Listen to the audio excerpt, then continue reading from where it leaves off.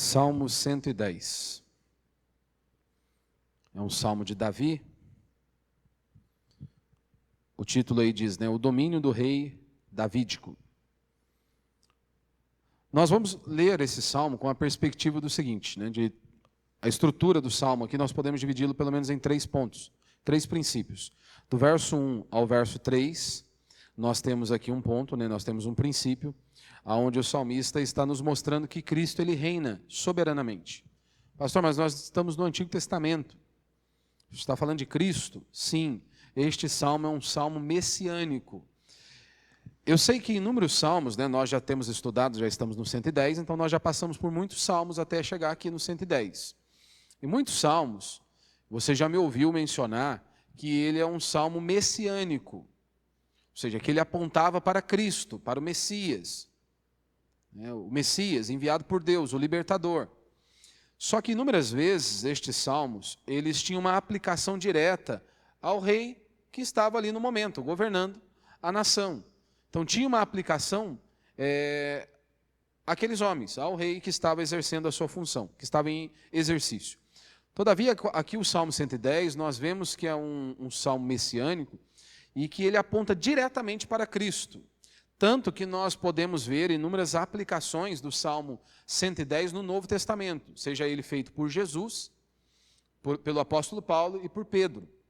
Então é um dos salmos mais citados também ali no Novo Testamento, é o Salmo 110. Então, juntamente com alguns outros salmos que eu vou falar aqui para você depois ao longo da exposição, nós vemos este salmo aqui apontando diretamente para Cristo, para o Messias. Então, do verso 1 até o verso 3, nós vamos perceber exatamente isso. Cristo reina soberanamente. E aí no verso 4, nós podemos ver que Cristo ele intercede perfeitamente. Ele vai dar o exemplo aqui de Melquisedeque, que o Senhor ele é sacerdote, ele é rei e sacerdote. E depois do verso 5 até o verso 7, nós vamos ter aqui o salmista mostrando que Cristo julgará definitivamente, que ele vai exercer um juízo. Eu sei que esta mensagem da doutrina da ira de Deus, ela foi extirpada em grande parte dos púlpitos evangélicos. E se ela não foi extirpada, ela é pouco falada. Só que quando nós lemos de Gênesis a Apocalipse, nós vemos a doutrina da ira de Deus. Muitas pessoas elas dizem, o meu Jesus não é assim. O meu Jesus não pune a maldade humana. Ótimo, simplesmente o seu Jesus não é o Jesus da Bíblia. E é exatamente isso que muitos cristãos fizeram. Eles fabricaram um ídolo e deram-lhe o nome de Jesus. O meu Jesus não pune a maldade humana. Ótimo, vá ler a Escritura e vá conhecer o Deus das Sagradas Escrituras. Deus se revelou a nós por meio de sua palavra. Ou você se esqueceu do dilúvio? Você se esqueceu do dilúvio? Você acha que não morreram ali crianças? Mulheres? Nós não podemos ouvir os sons de gritos, de desespero. Quem executou o juízo, você se lembra? Foi Satanás? Não, foi Deus. O juízo de Deus foi executado sobre um povo que não queria.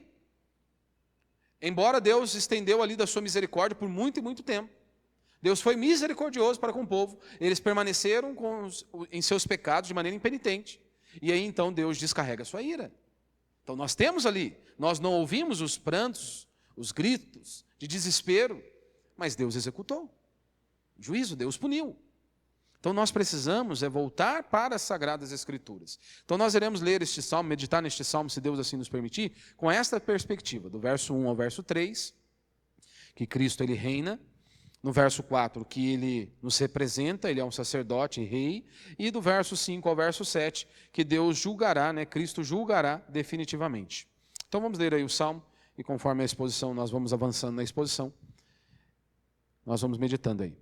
O Senhor disse ao meu Senhor, assenta-te à minha direita, até que eu ponha teus inimigos debaixo dos teus pés.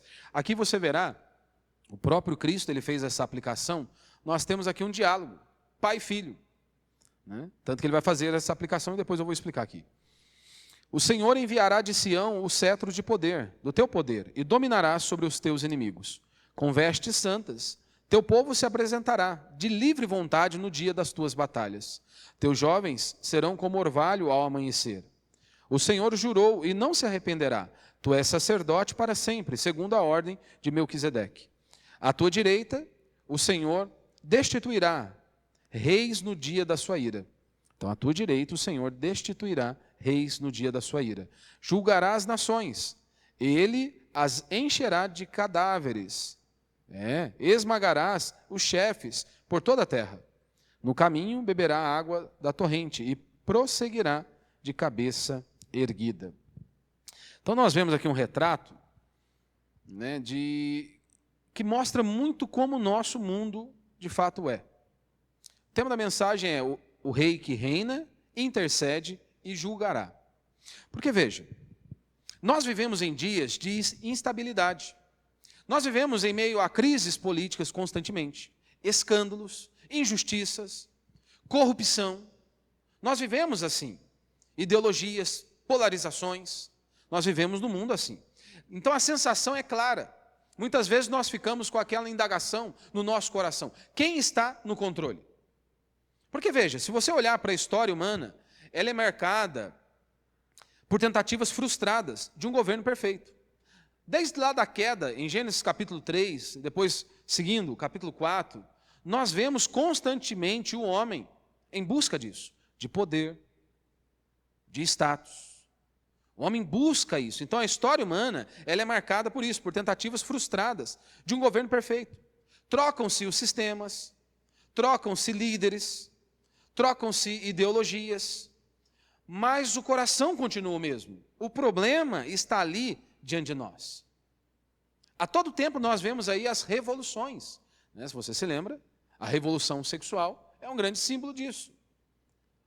Por isso que nós não somos chamados de um povo da revolução. Não, nós somos reformadores. Reforma protestante, não revolução protestante. Porque a revolução, a ideia da revolução é você destituir aquele que está no poder. É tirar aquilo que está ali, simplesmente por tirar. Eu não quero e vamos pôr no outro lugar. Independente se está errado ou se está certo, eu não quero mais. A revolução sexual foi exatamente isso. Uma revolução contra a cultura. Qual cultura que predominava naqueles dias? Olha, a cultura cristã. Então era uma revolução, uma revolta contra o cristianismo. Contra o cristianismo. E nós vemos exatamente isso. E qual que é o caminho para a transformação? Porque muitas pessoas acham que a solução para um mundo caído e podre como o nosso é que o ser humano ele precisa de mais educação, de mais conhecimento. Outros acham, né, que o ser humano precisa de um sistema político melhor. Ou que para o ser humano sair deste caos, ele precisa de uma assistência social. Todas estas coisas são louváveis, meu irmão. Mas isso não resolve o problema do homem. Por exemplo, uma questão educacional. Nós temos países aí de primeiro mundo, onde nós temos aí pessoas, né, com um nível intelectual aí muito avançado, e você vê o ser humano é podre, é depravado. Mesmo o homem com um nível de educação, né, sendo aplaudido intelectualmente aí, nós vemos eles cometendo absurdos, atrocidades. Então o problema da raça humana não é apenas uma questão intelectual. O problema e a solução para esse problema não é apenas uma questão política ou social, educacional. O problema e a solução para o homem é justamente o Evangelho de nosso Senhor Jesus Cristo. Porque o Evangelho é o poder de Deus para a salvação. O Evangelho é o poder de Deus para a transformação. E é por isso que nós temos que pregar o Evangelho. E nada contra, é claro que há sistemas que são horríveis, né? Tratando-se, por exemplo, de política. Claro que há governos melhores do que outros, sem dúvida alguma. Nós pregamos sobre isso aqui. Então, não estou fechando os olhos para isso. Mas o problema nunca foi o sistema em si, apenas. O problema sempre foi o coração do homem. E é exatamente aqui que o Salmo 110 ele entra. Porque este salmo, como eu disse, ele é citado ali no Novo Testamento, algumas vezes por Jesus. Jesus usou este salmo no Novo Testamento. Pedro utilizou-se deste salmo. O autor de Hebreus também citou este salmo. Então, aqui Davi está profetizando muitos anos antes. E ele diz, olha, um rei que está entronizado, como ele diz no verso 1, ele nos apresenta um sacerdote eterno, que está ali como nosso representante, que já fez um sacrifício perfeito, que não precisamos refazer este sacrifício. E ele também nos apresenta aqui que há um juízo final. Só que veja, quando nós olhamos para o povo de Israel, nós vemos ali uma divisão. Houve no momento da história do povo de Israel uma ruptura. Nós tivemos ali um reinado, Deus era o rei sobre o seu povo, e de repente o povo agora está querendo um rei também, um homem, governando sobre nós. E aí eles não queriam mais que Deus estivesse ali governando a nação, conduzindo. Então eles pediram, assim como as outras nações têm um rei, nós também queremos. E aí, então Deus lhe dá Saul. Saul está no trono agora. E nós tivemos ali pelo menos 3, reis ali no trono por 40 anos. Saul, Davi e Salomão. 40 anos reinando. Após isso, nós temos agora uma ruptura. Nós temos ali uma divisão. Reino do Norte e Reino do Sul. Mas o que isso aconteceu? Como que isso aconteceu? Após a morte de Salomão, nós temos ali agora o seu filho assumindo o trono, Roboão. Roboão assume o trono. Mas o que aconteceu?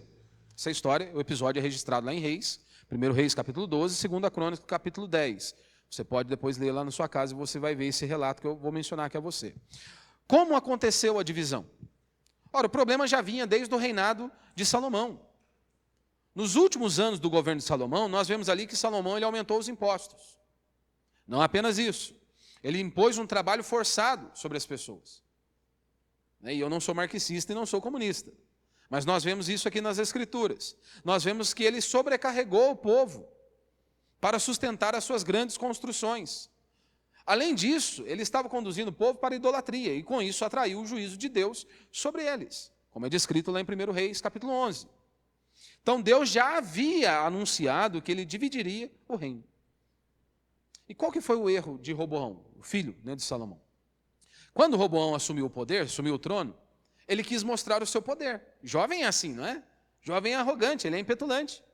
Ele quer mostrar a sua força. Com Roboão não foi diferente.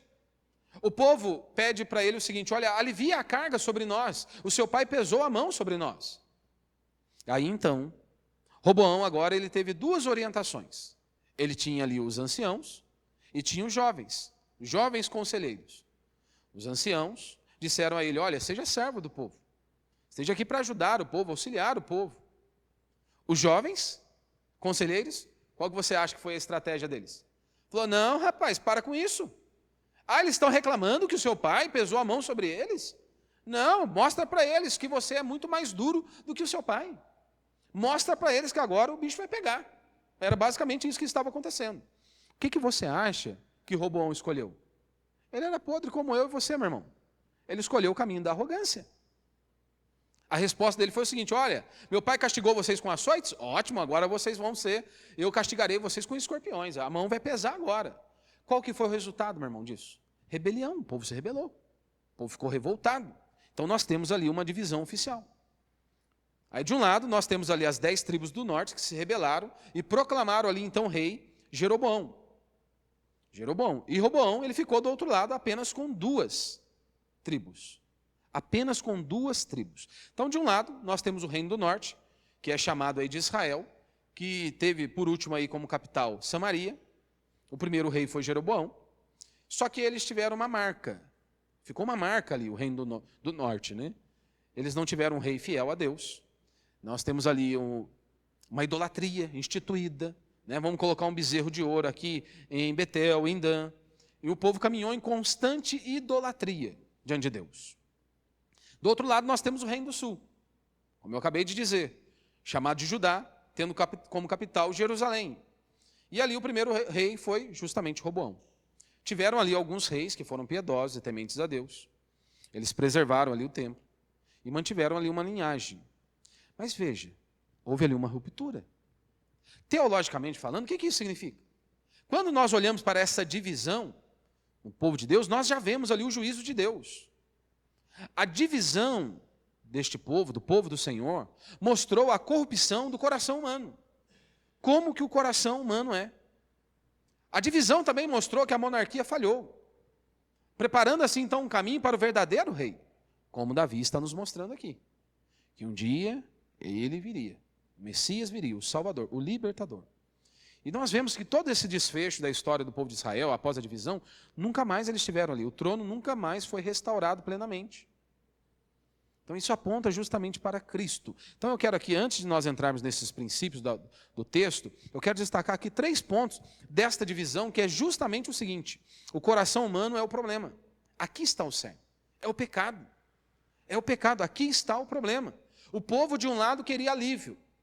Por outro lado, nós vemos ali Roboão, ele queria poder. E do outro lado, nós temos ali Jeroboão, que queria o controle de tudo. Assim é o homem. Assim é o pecado. Assim é o problema. Coração do homem. Então, ambos erraram. Todos eles. Então, nós vemos aqui que o sistema não salva, meu irmão. O sistema não vai salvar ninguém. É um coração regenerado. É aquele que o Espírito Santo convenceu do pecado, do juízo e da justiça. É isso que vai trazer transformação. O problema é que muitas vezes nós não acreditamos mais que o Evangelho é o poder de Deus para a salvação. Que o Evangelho é que transforma vidas. É o Espírito Santo habitando em nós. Que pessoas são transformadas. E é por isso que nós vemos muitas igrejas estão morrendo, justamente porque elas não acreditam mais nisso. As pessoas dizem, o Brasil vive um avivamento. Nem de longe nós vivemos o avivamento. Nem de longe. Se você estudar um pouquinho a história da igreja, você verá que os grandes avivamentos, ou seja, os grandes moveres de Deus, por onde houve os grandes avivamentos, a nação foi transformada. O país foi transformado. Ora, agora nós olhamos para um país como o nosso. Como vamos dizer que um país como o nosso, nós temos aqui uma grande manifestação do poder de Deus? Corrupção. As pessoas adorando imagens, se prostrando diante de imagens. As pessoas adorando aberrações. Como? Temos um governo corrupto. E aí as pessoas dizem, nós temos que orar pelos nossos governantes. Sim, nós temos que orar pelos nossos governantes, irei falar isso daqui a pouco. Só que nós não podemos nos esquecer. De um lado, se nós temos, todas as vezes que Deus quis punir o povo, Deus deu esses governantes malignos. Então as pessoas dizem, nós estamos sofrendo, um governo opressor. Tá, mas o povo não quer a Deus. A palavra de Deus diz, feliz a nação cujo Senhor é Deus. A nossa nação, em sua maioria, quer o Senhor? Não. Não. As pessoas não querem Deus. Não, elas amam os seus pecados. Elas amam os seus pecados. Feliz a nação cujo Senhor é Deus. Então nós vemos justamente o juízo de Deus sobre um povo que não quer. E nós vemos isso de Gênesis a Apocalipse, meu irmão. De Gênesis a Apocalipse.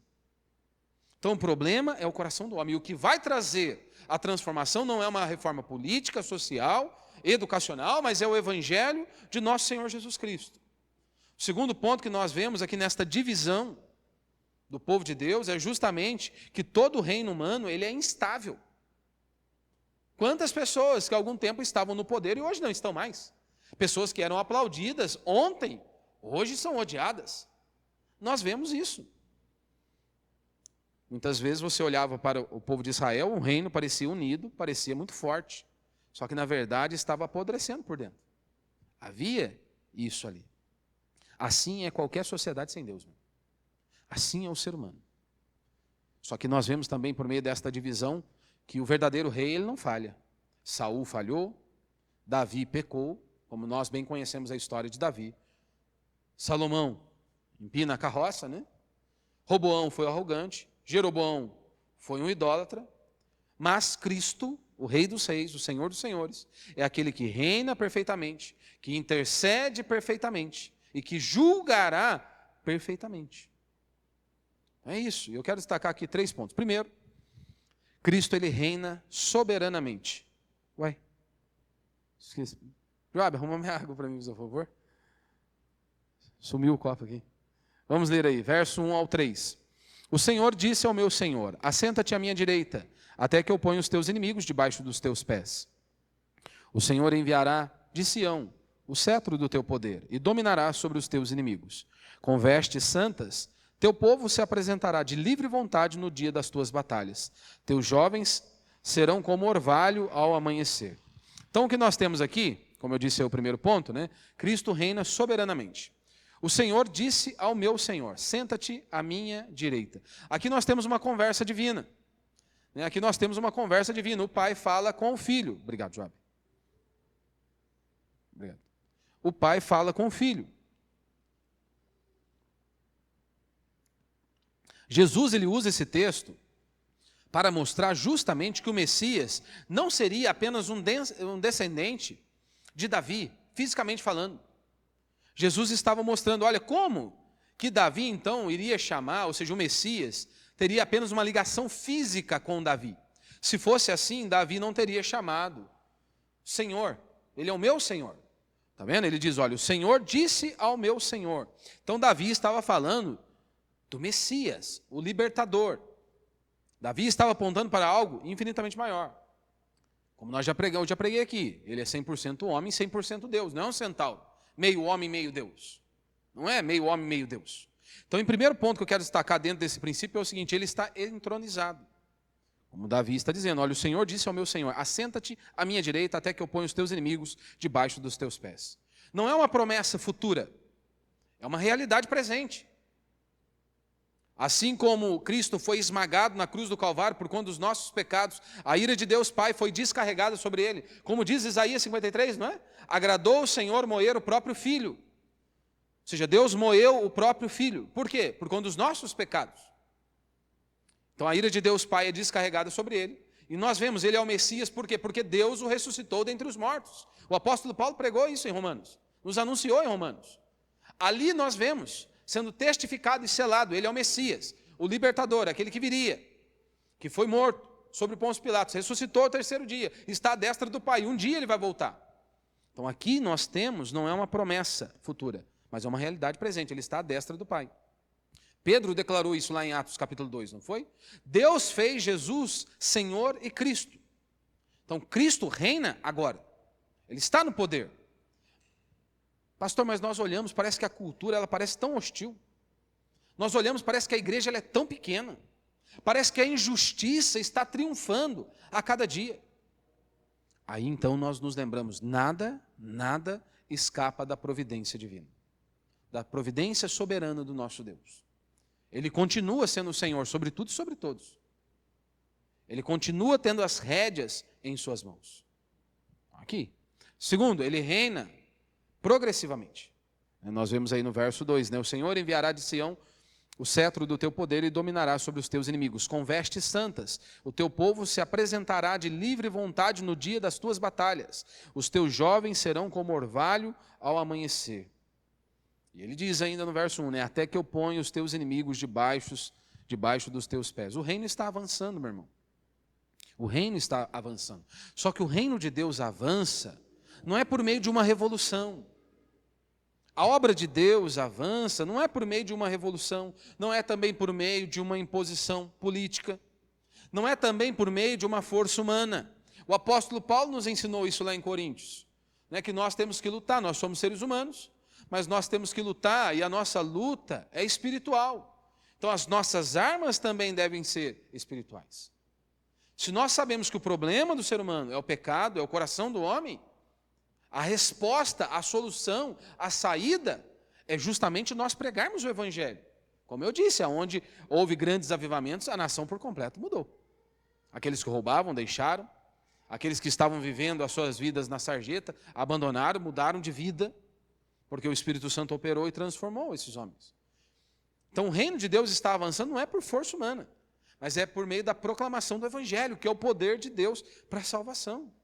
A igreja de nosso Senhor Jesus Cristo, ela não vence no grito, batendo na mesa e fazendo barulho, não. Ela vence na fidelidade, fazendo aquilo que nós fomos chamados a fazer. Talvez o livro de Salmos seja o livro mais missionário de toda a palavra de Deus. Constantemente nós fomos chamados aqui para evangelizar, pregar, anunciar a palavra de Deus. E mais uma vez nós vemos aqui justamente isso. A igreja ativa. E eu e você nós temos que ser esse canal pelo qual a bênção de Deus alcança outras pessoas. Assim como Deus usou pessoas na minha vida e na sua vida para abrir os nossos olhos por meio da palavra do Senhor, que eu e você também possamos desejar ser esse canal para que a bênção de Deus alcance outras pessoas. Só que hoje nós vemos muitas pessoas, elas não estão nem aí. Ah, não, esse mundo é daí para pior. Sim, é verdade, a Escritura nos mostra. Mas a igreja foi chamada a pregar o Evangelho. Pregar a palavra de Deus.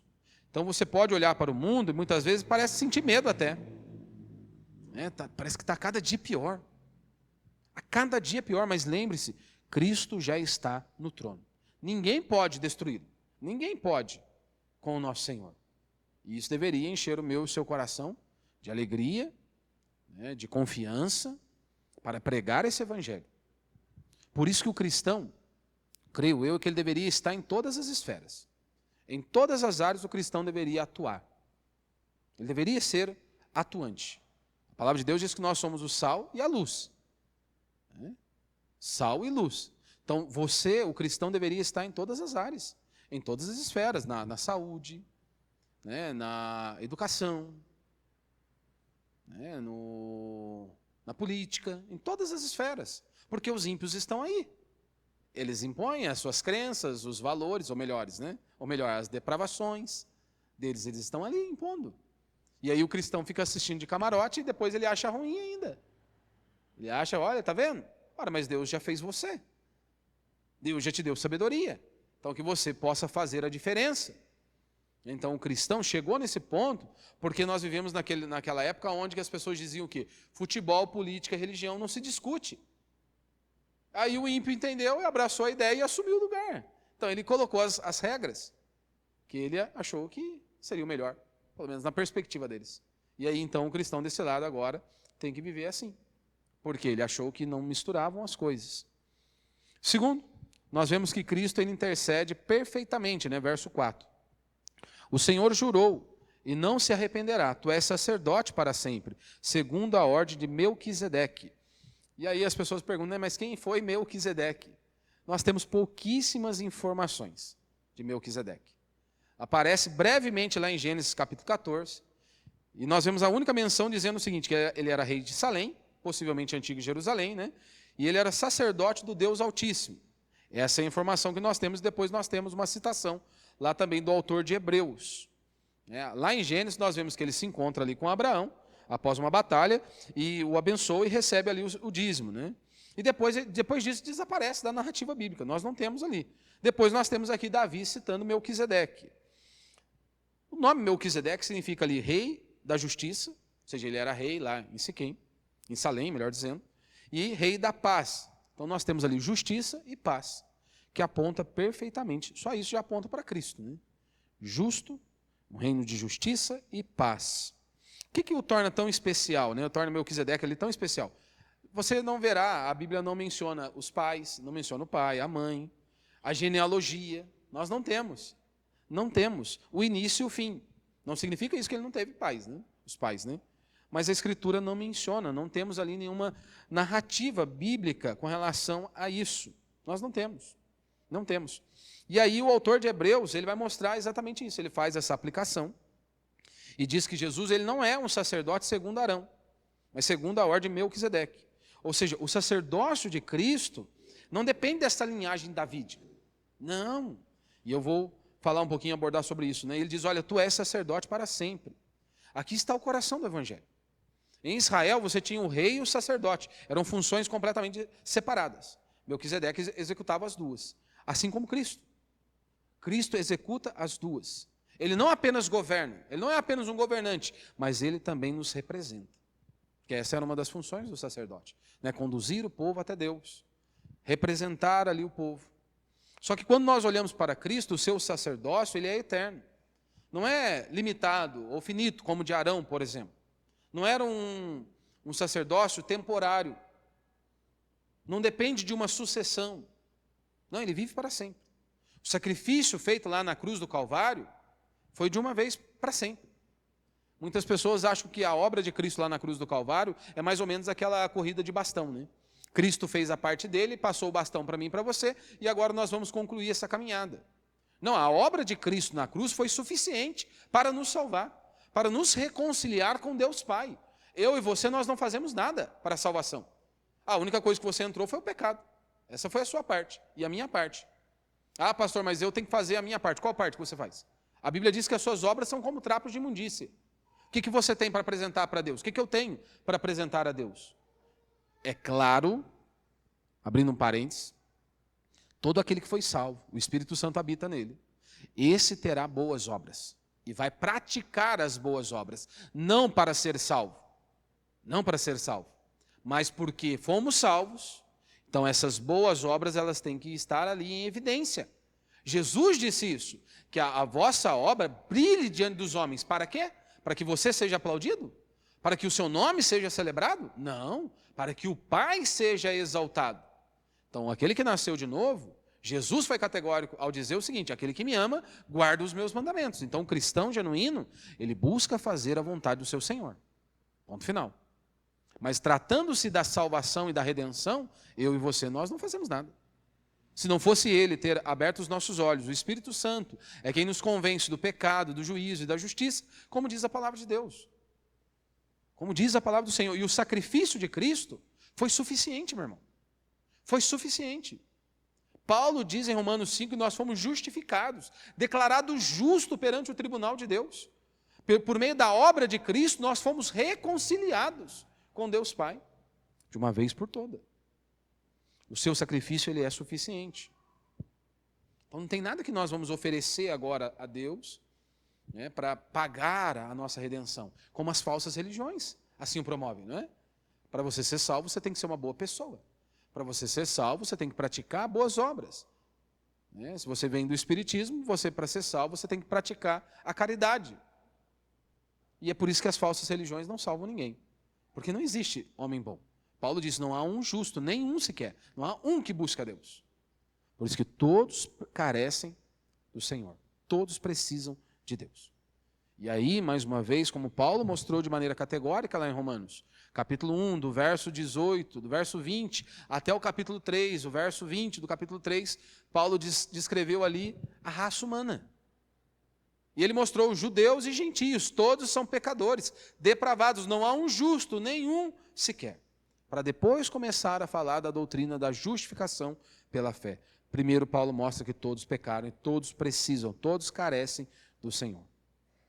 Então, o autor de Hebreus, lá no capítulo 7, ele declara o seguinte: ele pode salvar totalmente os que por ele chegam a Deus, né? Cristo é quem fez esse sacrifício, Cristo é quem pagou isso, né? Então é claro que o cristão, ele vai lutar contra o pecado. Nós fomos chamados para isso. Só que nós falhamos. Nós erramos. E muitas vezes nos sentimos indignos, né? E tem gente que diz, eu não sou digno. Meu irmão, nem naquela semana, sabe que você orou pra caramba, jejuou, nem naquela semana você é digno de pedir uma bala para Deus no seu nome. Só que nós nos enganamos. Né? Nós nos enganamos. Achamos que vai chegar algum momento que nós podemos pedir algo a Deus porque nós estamos legais ali com Ele. Não. Todas as vezes que nós nos aproximamos diante do nosso Deus, que nos achegamos a Deus, que pedimos alguma coisa a Deus, o fazemos em nome de Cristo. Você pode ter orado 2 horas por dia, pode ter jejuado 2 vezes por semana, semana inteira, maravilhoso. Você não se achega a Deus em seu próprio nome. Eu me apresento a Ele, clamo a Ele, em nome de Cristo Jesus. Em nome de Jesus não é simplesmente dizer em nome de Jesus no final da frase. É você ter o conhecimento. Por exemplo, num culto como esse, eu posso louvar o meu Deus, eu posso orar ao meu Deus, eu posso prestar um serviço ao meu Deus, porque culto é isso, serviço. Por quê? Porque eu estou em Cristo Jesus. Paulo usou esta expressão inúmeras vezes. Em Cristo. Em nome de Jesus. Por quê? A justiça dele me foi imputada. E é por isso que eu posso orar, é por isso que eu posso clamar, é por isso que eu posso pedir, porque ele tem crédito, eu não. Ele tem crédito, ele cumpriu a exigência estabelecida por Deus Pai e ponto final. Ponto final. Então a nossa segurança não está na nossa constância. A nossa segurança está na obra de Cristo. As pessoas dizem, vocês são arrogantes, porque acreditam que estarão com Cristo. Arrogante é você que acha que a salvação depende de você. Você que é um arrogante. Para achar, não, hoje eu estou salvo, amanhã não. Não, arrogante, eu? Nós que dizemos, não, eu creio na obra de Cristo. E eu creio que um dia eu estarei com Ele por toda a eternidade, não por conta dos meus méritos, mas por conta dos méritos de Cristo Jesus. Como que nós somos arrogantes? Nós confiamos na obra de outro. E é claro, com isso não estou dizendo que iremos levar uma vida leviana. Não. Jesus disse, aquele que me ama, guarda os meus mandamentos. Então, quanto mais nós entendemos isso, né, que a nossa segurança não está na nossa constância, mas na eficácia da obra de Cristo, na intercessão de Cristo, isso vai gerar em nós humildade, para dizer, eu sou falho e eu preciso do Senhor. Vai gerar em nós gratidão, porque Ele nos resgatou das trevas, nos livrou da condenação eterna, E garantiu que um dia nós estaremos com Ele por toda a eternidade. Isso vai gerar em nós gratidão e também isso vai gerar em nós uma vida de santidade. Aquele que me ama, guarda os meus mandamentos. O servo de Deus busca fazer a vontade do seu Senhor. E por último, Cristo ele julgará definitivamente, né? Do verso 5 aí ao verso 7. À tua direita o Senhor destituirá reis no dia da sua ira. Julgará as nações. Ele as encherá de cadáveres, esmagará os chefes por toda a terra. No caminho beberá a água da torrente e prosseguirá de cabeça erguida.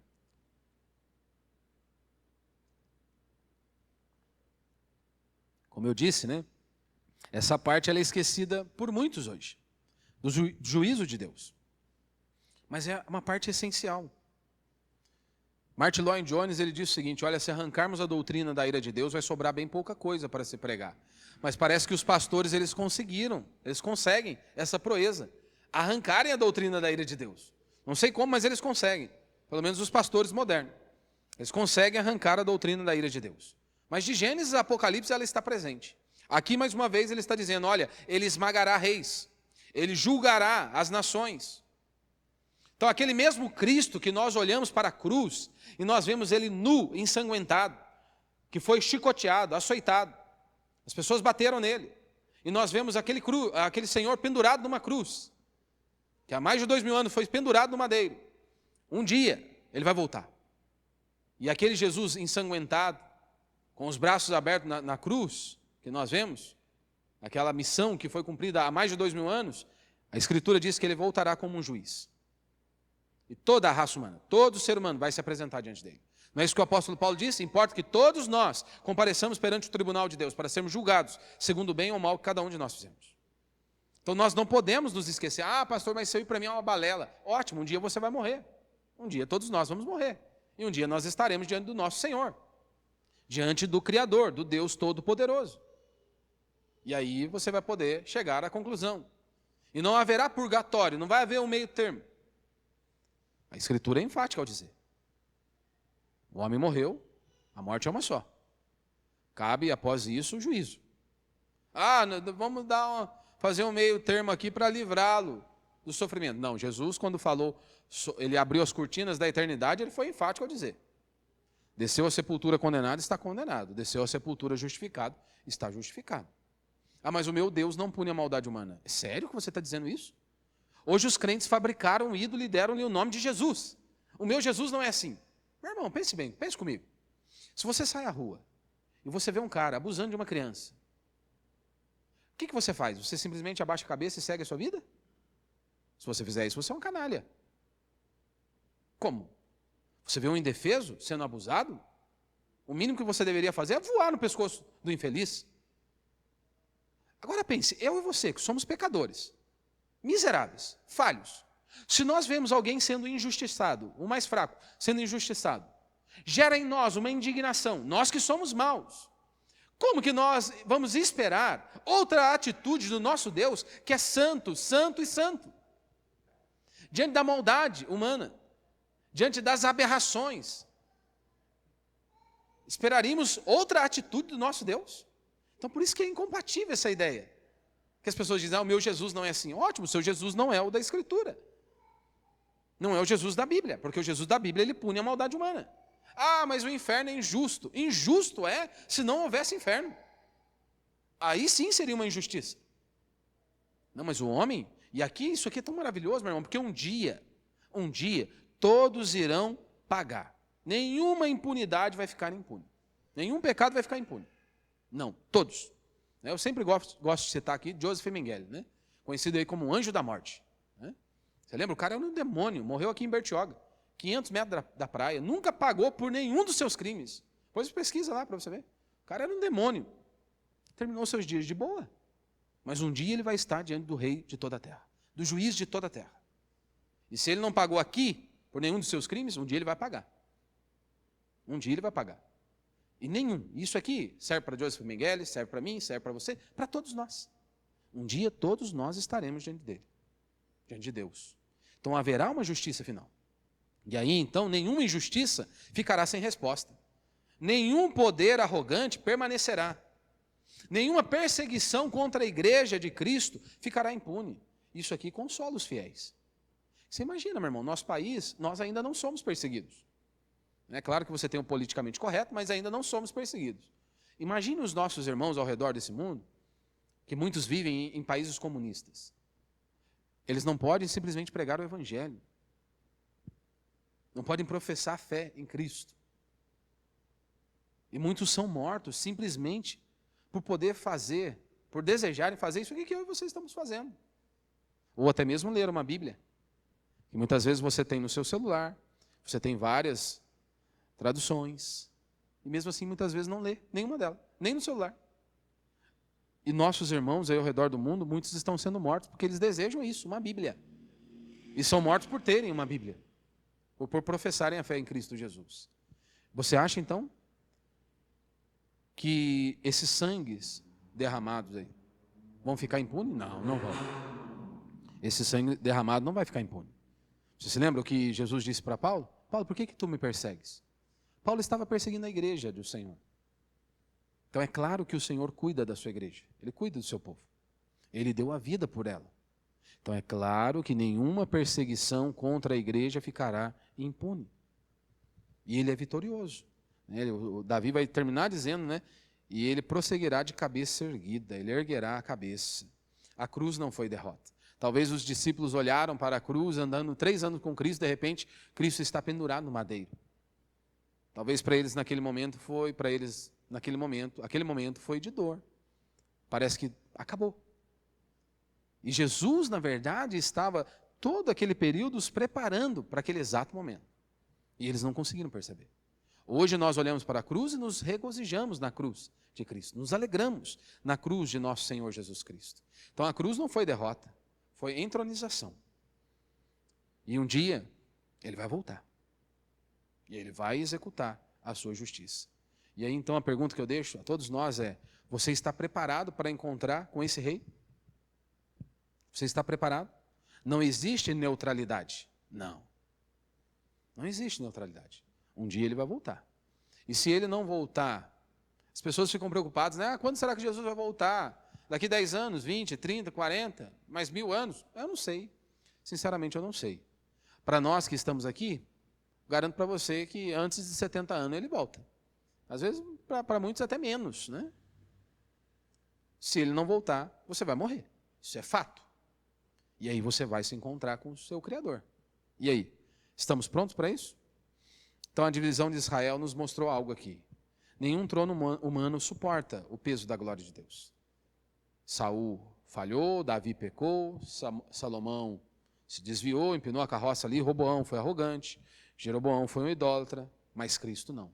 Cristo, ele reina perfeitamente, intercede perfeitamente, julgará perfeitamente. Então a solução para o mundo, meu irmão, nunca foi revolução. A solução sempre foi regeneração.